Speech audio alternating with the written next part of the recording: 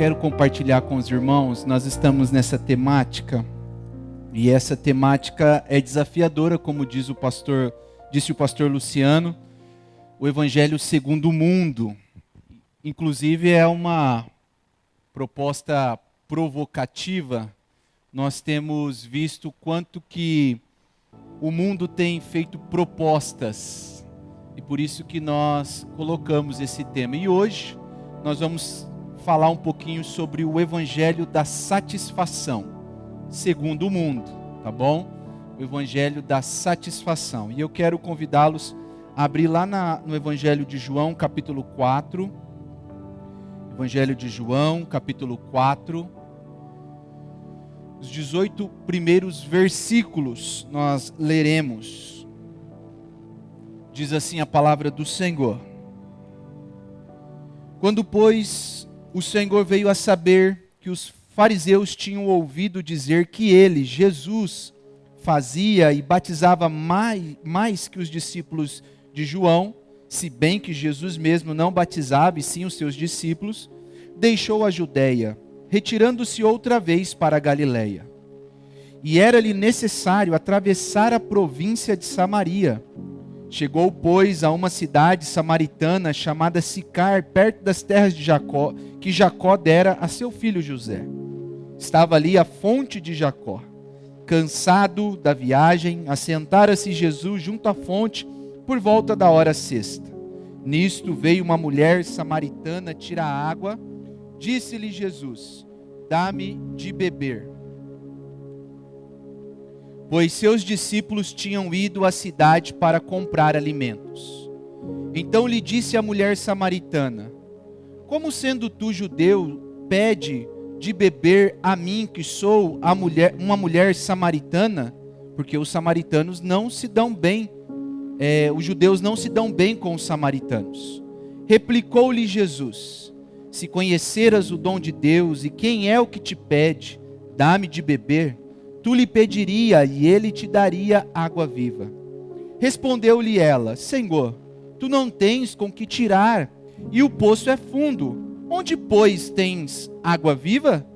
És tu, porventura, maior do que Jacó, o nosso pai, que nos deu o poço, do qual ele mesmo bebeu, e bem assim os seus filhos e o seu gado? Afirmou-lhe Jesus: quem beber desta água, tornará a ter sede. Aquele, porém, que beber da água que eu lhe der, nunca mais terá sede. Pelo contrário, a água que eu lhe der será nele uma fonte a jorrar para a vida eterna. Disse-lhe a mulher: Senhor, dá-me desta água, para que eu não tenha mais sede, e nem precise vir aqui buscá-la. Disse-lhe Jesus: vai, chama teu marido e vem cá.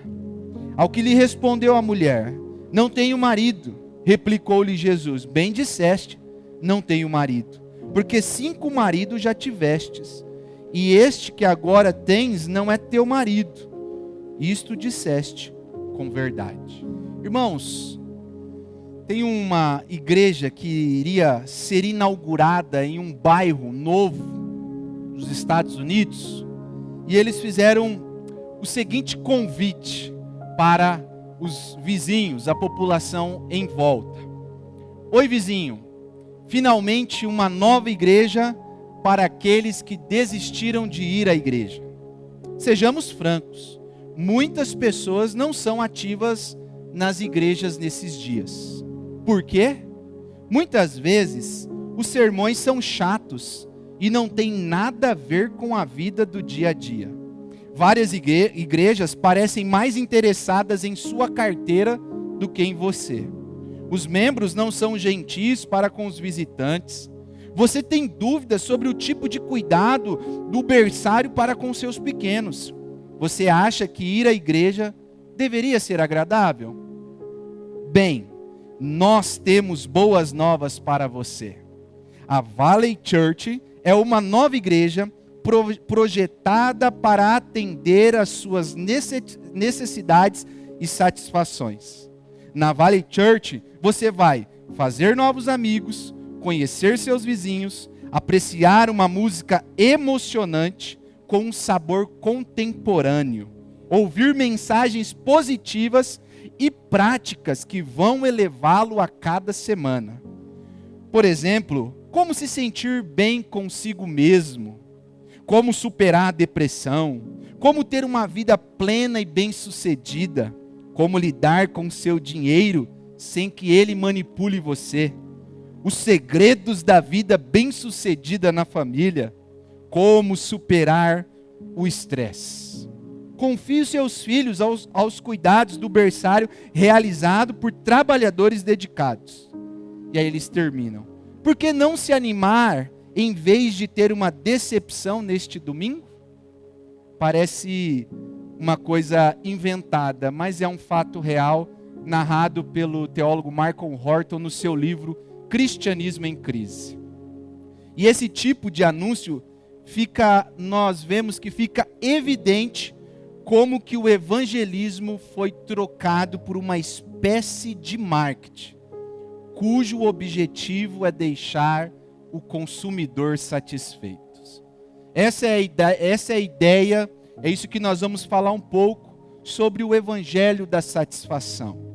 Quando nós vemos isso, esse tipo de evangelho, essa satisfação a qualquer custo, o interesse em atrair consumidores ao invés de adoradores, nós vemos o quanto que as coisas estão caminhando cada vez mais para o fim. E é interessante que eu, analisando um pouco sobre esse tema, eu pensei nos 3 pilares que sustentam o evangelho da satisfação. Primeiro pilar é a satisfação pelo ter. Primeiro pilar do evangelho da satisfação é o ter. É no sentido assim, quando eu tiver aquilo, eu serei satisfeito. Então, quando eu conquistar a casa dos sonhos, aí sim a minha satisfação será plena. Quando eu tiver o carro do ano, aí eu estarei satisfeito. Quando eu conquistar aquela carreira, aquela promoção, aí sim eu estarei satisfeito. O segundo pilar do evangelho do mundo, que o evangelho do mundo da satisfação oferece, vem pelo ser. Ou seja, ser reconhecido, ser admirado, ser aceito, ser visto. É aquela máxima, quem não é visto, não é lembrado. Então, preciso cada vez mais ser importante, ser alguma coisa, né? E a cultura das redes sociais potencializa isso. E o terceiro pilar, ainda a título de introdução, é a satisfação pelo sentir. Ou seja, você precisa se sentir bem. Você precisa fazer aquilo que te faz bem. Você precisa seguir o teu coração. Siga o teu coração. Se te faz feliz, então faça. Ou melhor, haja, pule de cabeça. Essa é a mensagem do evangelho da satisfação. A pregação em muitos lugares já não traz mais exortação, pois pode ferir os sentimentos das pessoas. Inclusive nesse livro, Cristianismo sem Cristo, do Michael Horton, ele narra exatamente isso, que em alguns lugares é proibido falar sobre pecado, sobre arrependimento, sobre inferno, porque isso pode trazer uma percepção errônea às pessoas que estão ali no auditório. Pregadores e igrejas que estão cada vez mais sendo influenciados por este evangelho. Pessoas quebradas pela idolatria do sucesso, do desempenho, da positividade. Pessoas que desejam ouvir constantemente o quanto elas são importantes e capazes.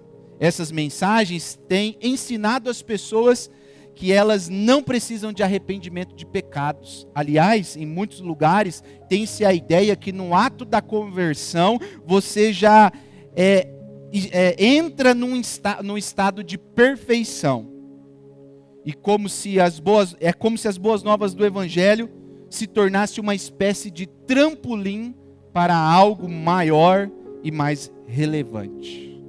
Feitas essas considerações, eu queria trazer mais uma declaração que o Michael Horton traz no seu livro. E ele diz o seguinte: O desafio diante de nós, como testemunhas cristãs, é se vamos oferecer Jesus Cristo como a chave para o cumprimento de nossa preocupação narcisista, ou como redentor que nos liberta da culpa e do poder do pecado. Será que Cristo veio para impulsionar o nosso ego ou para crucificá-lo? Essa é a pergunta que nós precisamos fazer quando nós nos deparamos com este evangelho da satisfação. Interessante que o texto que nós lemos trata de forma não contemporânea como hoje nós vemos, mas essa busca pela satisfação. Nós vemos aqui uma mulher que vai a um poço a fim de tirar água, mas encontra um Deus que está a fim de satisfazer a sua sede. Não a sua sede física, não a sua sede fisiológica, mas a sua sede espiritual, a sua sede existencial. É interessante, irmãos, que o contexto aqui nós precisamos entender, nós já falamos disso algumas outras vezes, mas os samaritanos não se envolviam com os judeus.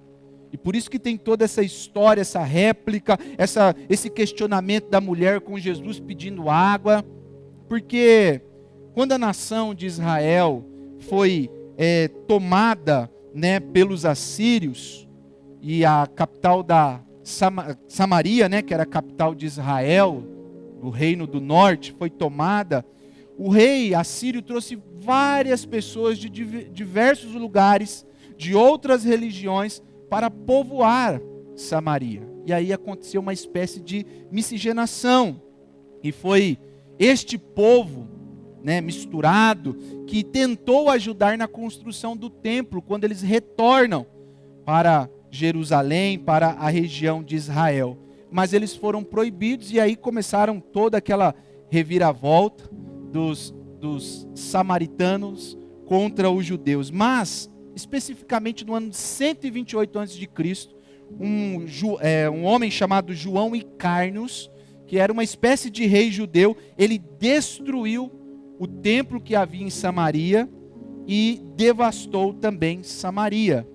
E assim, o clima começou a esquentar entre eles. É por isso que havia esse desprezo, essa briga entre os samaritanos e os judeus. E aqui nós vemos Jesus tendo que passar por Samaria, tendo que passar por aquela região, claro, tudo dentro do propósito de Deus, tudo dentro, do comando de Deus, do decreto de Deus.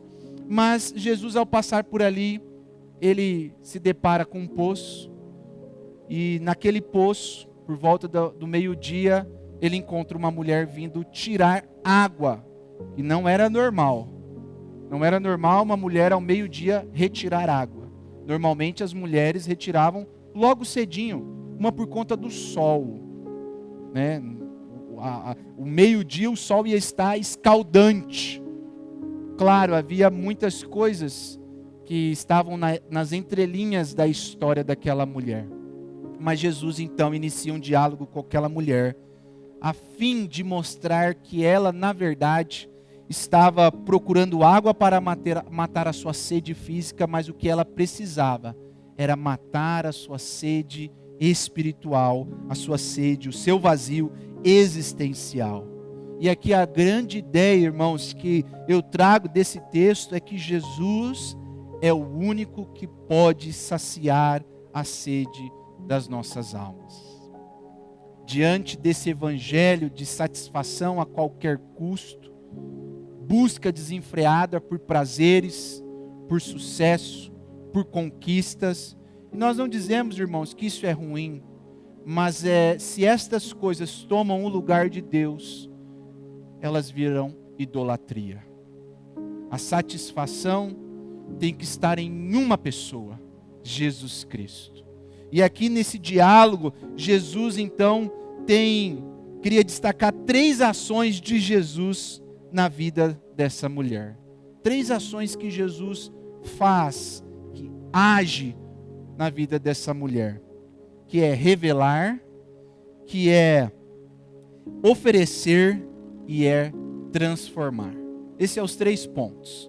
Primeiro ponto, Jesus então revela a essa mulher as falsas fontes de satisfação.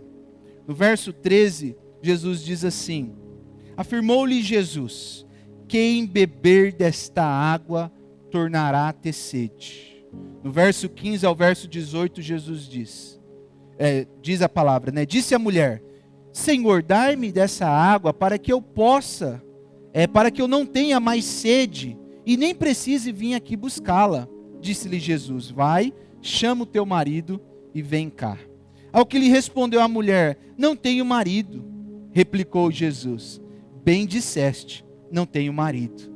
Porque 5 maridos já tiveste, e este que agora tens não é o teu marido. E isto disseste com verdade. Olha que diálogo interessante. Um diálogo que começa com, aparentemente, um pedido para um copo de água. Um pouco de água, porque o diálogo se inicia com Jesus pedindo água. E ali nesse pedido de Jesus, a mulher questiona Jesus porque vê as suas vestes, vê, né, a sua postura e já identifica ele como um judeu. Diz: como o Senhor, sendo judeu, pede a mim que sou samaritana? E ainda por cima, mulher, água para beber. É interessante porque existiam várias barreiras que separavam Jesus daquela mulher. Barreiras étnicas, de gêneros, culturais, religiosas, físicas, o próprio território. O judeu acreditava que não podia pisar na região de Samaria. A poeira do chão de Samaria era amaldiçoada, de tamanho que eram essas barreiras. E mais do que isso, havia uma barreira também cerimonial. Eles acreditavam que beber ou comer de um vasilhame tocado por um samaritano poderia trazer impureza cerimonial. Mas todas essas barreiras foram quebradas, transpostas por Jesus, visando o quê? Transformar aquela mulher. Conversar com aquela mulher, identificar e mostrar para ela que o que ela precisava não era uma água física, não era a aceitação da sociedade, não era a busca que ela tinha, como nós vemos que Jesus está expondo. Porque é tão interessante, Jesus expõe àquela mulher a sua falsa fonte de satisfação. E qual era essa fonte falsa que essa mulher tinha? Os relacionamentos. Logo após Jesus dizer a ela que ele tinha uma água que quem bebesse não teria sede, ela pede para Jesus: Senhor, então me dá desta água para que eu não precise voltar mais aqui, para que eu mate a minha sede. E é interessante que logo na sequência, Jesus diz o seguinte: vai lá e chama o teu marido. Uma conversa de água se transforma num pedido para chamar o marido. Se envolve em um momento ali de relacionamento. Jesus estava mostrando para aquela mulher que ela estava tentando saciar a sua sede existencial com uma troca desenfreada de relacionamentos, de parceiros. Ela procurava solução para a sua sede. Jesus estava então, quando pede para ela chamar o seu marido, e ela diz: eu não tenho marido. Jesus diz: é verdade, você está falando a verdade agora, porque você já teve 5. E aliás, esse nem é o seu marido. Há muitas interpretações dessa fala, desse texto de Jesus, mas a realidade é que aquela mulher buscava em relacionamentos matar uma sede existencial. Então, nesse primeiro ponto, o que Jesus está mostrando? Qual é a ação de Jesus? Jesus está revelando a ela que nada aqui embaixo, ou como diz, né, o sábio Salomão, debaixo do sol, pode satisfazer a alma do ser humano. Aquela mulher trocava de relacionamentos, mas a sua sede continuava. Jesus revela que aquela mulher estava buscando em cisternas a sua satisfação. Como disse o profeta Jeremias lá no capítulo 2, no verso 13: porque 2 males cometeu o meu povo, e a mim me deixaram o manancial de águas vivas, e cavaram cisternas rotas que não retêm águas. Aquela mulher estava na força do seu braço, na sua vontade, tentando matar uma sede que ela não conseguiria. Trocava e trocava de parceiros. Interessante, quando eu estava pensando nesse ponto, eu me lembrei do que o pastor Eliseu falou aqui para os professores de escola bíblica dominical, no curso que nós tivemos. Ele disse o seguinte: nossa sociedade oferece entretenimento de ponta a ponta, porém nós vemos cada vez mais pessoas tristes. Prazeres e confortos sem limites, porém insatisfação total. Já parou para pensar nisso? Como que as fontes deste mundo não conseguem saciar a nossa sede, a sede espiritual da nossa alma? Essa geração, como disse o pastor Eliseu, falando aqui para nós, nunca teve tantas coisas, tanto entretenimento, tantas coisas na palma da mão, tanta facilidade. É pedir comida, chega na porta, é pedir carro, chega na porta, é pedir remédio agora, chega na porta. Ou outras fontes de entretenimento, mas a alma cada vez mais insatisfeitas. Agendas cheias, mas vidas vazias. Jesus mostra a essa mulher que as fontes deste mundo, irmãos, são falsas. Nada nesse mundo, nada, absolutamente nada, pode preencher o nosso coração. É isso que Jesus está mostrando para essa mulher e também mostrando a nós hoje. E a pergunta que eu faço aos irmãos é: onde você, meu irmão, tem buscado saciar a sua alma? Onde você tem buscado matar a sua sede? Para onde você corre quando está triste, decepcionado, iludido? Onde você busca segurança quando se sente inseguro? Onde você busca prazer quando se sente frustrado? Cada vez mais a geração dos nossos dias tem estado insatisfeita porque tem tentado buscar nas fontes deste mundo a satisfação para a sua alma. Dinheiro, carreira, aprovação, relacionamentos, prazeres desmedidos, trocas e trocas de parceiros e parceiras, e a alma continua vazia.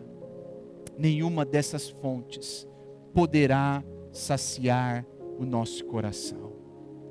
Jesus, através dessa narrativa que João nos traz no seu evangelho, está mostrando que as fontes deste mundo não saciam a nossa alma. Não tem nada, irmãos, nada nesse mundo que pode matar a sede espiritual do nosso coração. É por isso que agora a segunda ação de Jesus para esta mulher é oferecer uma fonte inesgotável. Nos versos 10 a 14, diz assim a palavra: replicou Jesus: se conheceras o dom de Deus e quem é que te pede, dá-me de beber, tu pedirias e ele te daria água viva. Respondeu ela: Senhor, tu não tens com que tirar, e o poço é fundo. Onde, pois, tem água viva? És tu, porventura, maior do que Jacó, nosso pai, que nos deu o poço, no qual ele mesmo bebeu, e bem assim seus filhos e o seu gado? Afirmou Jesus: quem beber desta água tornará a ter sede, porém aquele que beber da água que eu lhe der, nunca mais terá sede. Pelo contrário, a água que eu lhe der será nele uma fonte a jorrar para a vida eterna. Jesus então agora, irmãos, ele não só expõe a necessidade dessa mulher, a necessidade dela do vazio do coração, do vazio existencial e espiritual dessa mulher. Mas ele também oferece a ela uma fonte inesgotável para que ela possa matar a sua sede. Lá no capítulo 7, do verso 37 e 38 de João, Jesus diz assim: se alguém tem sede, venha a mim, beba. Quem crê em mim, como diz as Escrituras, do seu interior fluirão águas vivas. Jesus oferece, irmãos, a água da vida. Mas repare que mesmo após esse oferecimento, essa mulher está preocupada em resolver os seus problemas momentâneos. Mesmo depois de Jesus oferecer a fonte, dizer, quem beber da minha água, da água que eu dou, nunca mais terá sede. Essa mulher então, ela está preocupada com a sua vida ali, com os seus problemas momentâneos. Por que ela diz ao Senhor: dai-me dessa água, para que eu não tenha mais sede, nem precise vir aqui buscá-la. Eu não quero mais ter sede, Senhor. E muito menos ter que sair ao meio-dia, com 2 cântaros, num sol escaldante, para que ninguém me aponte, para que ninguém diga, lá a mulher dos 5 maridos, e o que ela está nem é o dela. Dá-me, Senhor. Ela estava preocupada com os problemas momentâneos. Interessante, irmãos, quantas pessoas têm seguido Jesus com o intuito de resolver os seus problemas momentâneos. Transformam Jesus em um solucionador de problemas. Qual é o problema? É o casamento? Então vem para Jesus. É as finanças? Vem para Jesus. Inclusive o pastor até falou na semana passada sobre a teologia da prosperidade. É os negócios? Vem para Jesus. Quantos têm buscado Jesus para a sua autorrealização e a sua autossatisfação? Querem um Deus conveniente, um Deus de utilidade imediata. E o C.S. Lewis, ele tem uma frase mais ou menos assim: os desejos humanos são grandes demais para serem satisfeitos por este mundo. Nada pode saciá-los. Por isso que o Senhor Jesus, ele vai dizer lá em Mateus 6,33, buscai, pois, o reino de Deus, em primeiro lugar o reino de Deus e a sua justiça, e todas as coisas serão acrescentadas. Não é todas as coisas que eu quero, todas as coisas que Deus nos dá conforme a sua vontade, porque o texto fala lá em Mateus 6 de comida, de vestimenta. Deus sabe do que nós precisamos. Deus sabe qual é a sede do nosso coração. A água do poço, irmãos, pode satisfazer temporariamente, mas somente Cristo nos satisfaz eternamente. E eu me lembrei agora, essa semana eu fiz um culto fúnebre de uma pessoa muito querida da nossa família, uma senhora, jovem senhora, diagnosticada. E o dia que eu fui visitá-la no sábado, ela faleceu na terça-feira. E o dia que eu fui visitar ela no sábado, ela olhou para mim e falou: Dani, né, o jeito que ela me chama, eu conheço eles, a família, desde os meus 18 anos. E ela disse assim: eu quero água. E aí o filho dela que estava no quarto falou: não, mãe, já vou pegar, porque ela estava com um tumor de intestino e ela não estava comendo nem bebendo nada, só através de seringa. E aí o filho dela, eu coloquei a mão no ombro dela, aí o filho dela falou: não, mãe, já vou buscar. Aí ela grudou no meu braço e falou: não, não é essa água, é a água da vida eterna. Essa água eu quero. Isso ficou marcado, irmãos, porque é essa água que sacia a nossa sede. Eu fiquei pensando, mesmo em um momento como esse, saber que a única água que pode matar a nossa sede é a água de Jesus. Meu irmão, não tem coisa melhor do que essa. Aliás, a frase de Agostinho, né, resume muito bem isso. fizeste-nos para ti, e inquieto está o meu coração, enquanto não repousar em ti. Nosso coração é inquieto, mas ele só encontrará descanso e satisfação quando encontrar a verdadeira fonte da vida eterna. Quando Jesus então expõe essa verdade, essa fonte inesgotável a essa mulher, quando Jesus oferece essa água da vida, a graça então enche o coração dessa mulher, e prioridades que antes eram, primárias para ela, agora se tornam irrelevantes. No verso 28, diz assim: quanto a mulher deixou seu cântaro, foi à cidade, e disse àqueles homens: vinde comigo, vede um homem que disse tudo quanto tenho feito. Será este porventura o Cristo? Lembra que no começo, quando Jesus fala da água da vida, ela fala: então me dá, porque eu não quero mais voltar aqui, e também não quero mais ter sede. Mas quando ela entende que água era essa, ela até esquece os cântaros, ela deixa para trás, ela sai correndo, para que outras pessoas pudessem beber dessa água. Só Jesus, irmãos, só Jesus é a fonte de vida. Como diz o Salmo 36, verso 9: pois em ti está o manancial da vida. Meu irmão, não faça de Jesus um caminho para a sua satisfação, porque Jesus é a própria satisfação do nosso coração. É quando nós encontramos Ele de fato, o nosso coração repousará. Só Jesus pode preencher o coração, o vazio do nosso coração. E meu irmão, Ele está aqui nessa noite.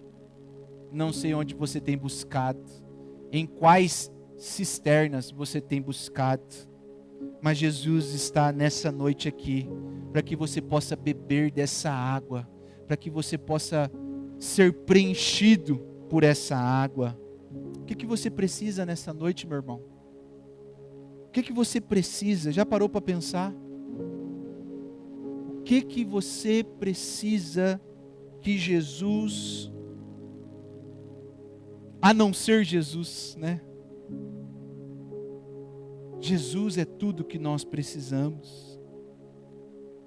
Paulo, ele vai dizer lá em Filipenses capítulo 4, aprendi a viver contente em toda e qualquer situação. Interessante, irmãos, que aqui a satisfação em Cristo, a satisfação em Deus, em Jesus, não é na ideia de que a vida cristã, nós dizemos: eu tenho tudo o que eu quero. Não, irmãos, pelo contrário, como Paulo mesmo disse, tenho Cristo, e Cristo é o suficiente, Ele é a fonte.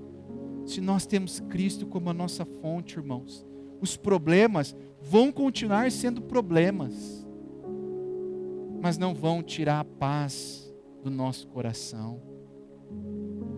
Nós não procuraremos buscar sentido em outros lugares, satisfação em outros lugares, porque nós temos uma fonte inesgotável para a nossa alma. Mas em último lugar, irmãos, Jesus não só oferece a fonte de água viva, uma fonte inesgotável, mas é interessante que Jesus também transforma o foco da satisfação daquela mulher. Lá no verso de número 18, diz assim: porque 5 maridos tivestes, e já este agora que tens não é teu marido. Isto disseste com verdade. Mas quando pula para o verso 19, parece que há uma mudança radical. Porque ela diz: Senhor, disse a mulher, vejo que tu és profeta. E aí ela começa um discurso, um diálogo com Jesus sobre adoração. E aí no verso 23 e 24 diz: mas vem a hora, e já chegou, em que os verdadeiros adoradores adorarão o Pai em espírito e em verdade, porque são estes que o Pai procura para ser seus adoradores. Deus é espírito e importa que os seus adoradores o adorem em espírito e em verdade. Jesus então revela as fontes falsas de satisfação. Jesus oferece a fonte verdadeira de satisfação. E Jesus transforma o foco de satisfação daquela mulher. Depois dessa mulher ser confrontada por Jesus, ela muda o assunto. Um assunto que começa falando de água, passa sobre relacionamentos, agora termina em adoração. A mulher se arrepende e agora a sua preocupação é onde ela deveria ir para encontrar Deus e receber graça e salvação. Repare, quando eu disse no começo que havia aquela disputa se era em Gerizim ou se era em Jerusalém que eles deveriam adorar. Aqui é a preocupação da mulher. Ela se lembra dessa briga que havia entre judeus e samaritanos e ela se questiona: Senhor, eu quero essa fonte. E agora, onde que eu devo adorar? Porque os nossos pais disseram que é aqui, mas vocês judeus dizem que é lá. E aí Jesus mostra para ela que não era a localidade, mas era a intencionalidade, a atitude do coração e da mente em obediência à verdade do Senhor, que seria recebido como adoração a Deus, em espírito e em verdade. Os verdadeiros adoradores adoram em espírito e em verdade. O foco dessa mulher agora passa para a adoração. Como adorar? Quem adorar? Eu preciso adorar. Onde eu vou adorar? E Jesus fala: em espírito e em verdade. O Salmo 51 diz: sacrifícios agradáveis a Deus são o espírito quebrantado, um coração compungido e contrito. Este não desprezarás, ó Deus. E aqui, irmãos, é onde Jesus vira a chave do foco dessa mulher. Jesus estava mostrando uma grande verdade para essa mulher e para os nossos corações. Sabe qual é? O ser humano, todo ser humano, foi criado para adorar. Esse é o nosso propósito. E quando nós não direcionamos o nosso foco para a satisfação plena em Deus, para adorar a Deus, para buscar a Deus, outra coisa será adorada. Outra coisa receberá a nossa atenção. Jesus estava dizendo: fomos criados para adorar. O Catecismo Maior diz na primeira pergunta, né? Os presbiterianos todos sabem da primeira pergunta: qual é o fim principal e supremo do homem? A resposta: glorificar a Deus e se alegrar nele para sempre. Esse é o fim principal e supremo do ser humano. Essa adoração plena ao Senhor, essa alegria plena, essa glorificação a Deus. Sem uma adoração verdadeira, sem um foco correto em Deus, em Cristo, meu irmão, nós nunca seremos satisfeitos.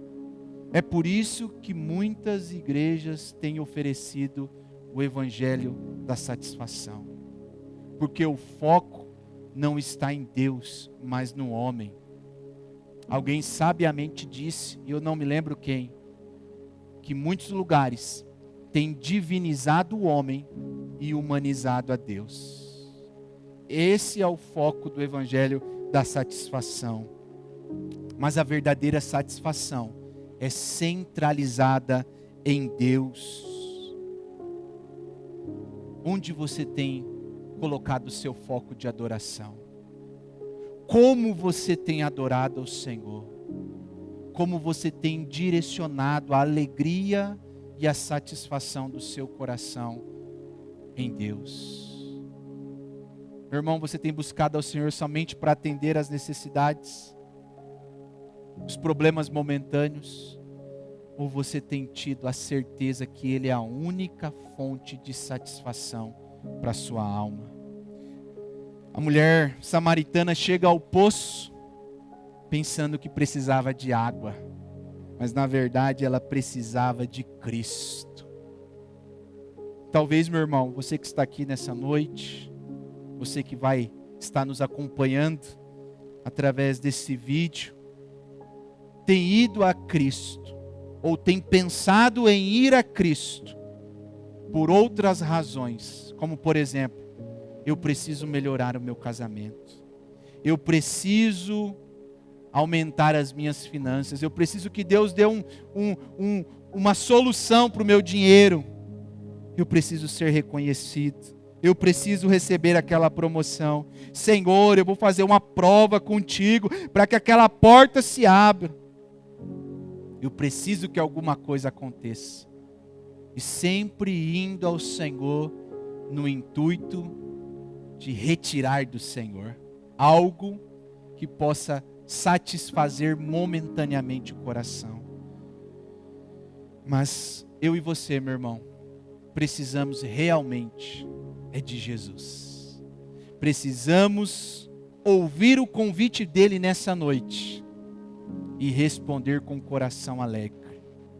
Se alguém tem sede, venha a mim e beba. Esse é o convite. Venha a Jesus e beba, porque Ele é o único que pode preencher a nossa alma. Amém, meu irmão? Que Deus nos abençoe e nos dê graça, para que a gente possa encontrar nele a única satisfação que o nosso coração almeja.